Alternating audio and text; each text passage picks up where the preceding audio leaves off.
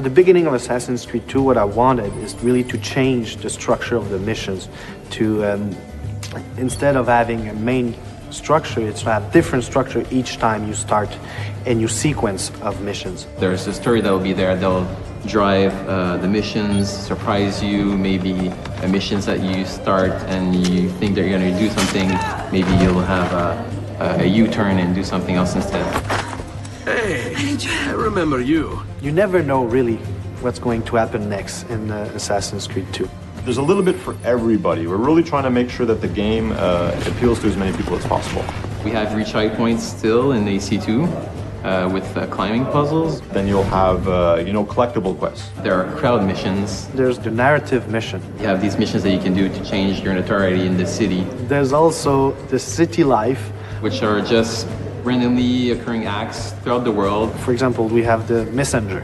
A messenger who sees Ezio, sees the player, will run away. So it's up to the player to say, am I chasing him to get the letter he's carrying or not? We have one guy that we call the pickpocketeer.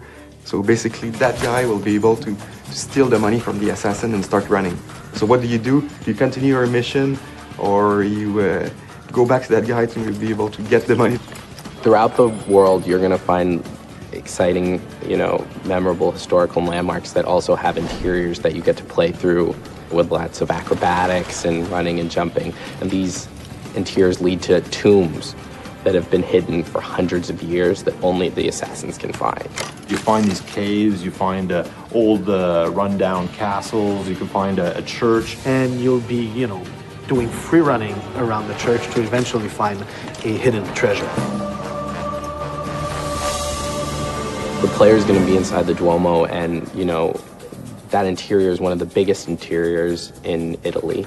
And, jumping and climbing through all of it is really going to give you a sense of the awesomeness of this building and your incredible freedom. For sure, these moments will be like a wow moment. It's like having an extra game or extra games inside the game that you bought. So each missions are different, a lot more variety. So it's not about doing investigation and assassination 9 times. It's really more like each time a mission can lead to a beat-up mission, can lead to a chase, an escape, can lead to an assassination.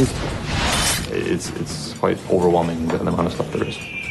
Well, having more missions requires us ultimately to have more cutscenes and more cinematics, but I think we're adding a lot of value to these to the player. And like a couple of examples of this is you could still control the camera like you did in AC1. People like that feature a lot. We also have mini branching cutscenes where the player will have to interact at a specific time, and this may have 2 different effects. So if you hit the cinematic at the wrong time, then you might just hug a lady, whereas if you hit it on the right time, well, who knows what's going to happen.